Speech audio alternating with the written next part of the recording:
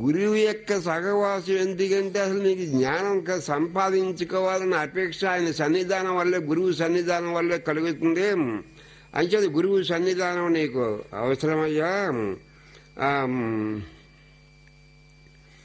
నువ్వు ఇంటికాడ ఏ పరిస్థితిలో ఉన్నా గురువు సన్నిధానం వచ్చేవాడికి అలా వాతావరణమే మారిపోతుంది. నీకు అలా మానసిక వాతావరణమే మారిపోతుంది.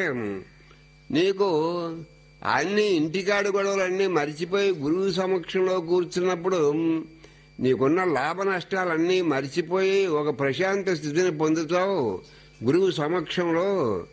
అంటే గురువు దగ్గర నీకు ఇవ్వటానికి ఏముంది? జ్ఞానం ఉంది.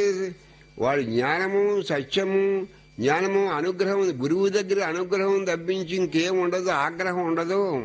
ఒకవేళ గురువు ఎప్పుడైనా నిన్ను ఆగ్రహించినా అది కూడా అనుగ్రహంతో సమానమని నువ్వు గ్రహించాలి. వ్యక్తిగత కారణాల వల్ల నీకు ఆగ్రహం రాదు గురువుకి.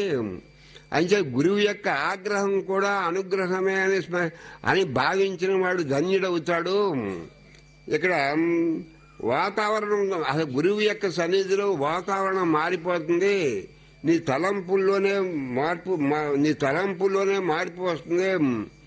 ఈ జ్ఞానాన్ని పొందాలనేటువంటి కుతూహలం, ఆ జ్ఞానం పట్ల అపేక్ష, ఆ జ్ఞానం పట్ల ఉన్నటువంటి నీకు జిజ్ఞాస పెరుగుతుందయ్యా గురువు సమక్షంలో. గురువు యొక్క లాభం అది.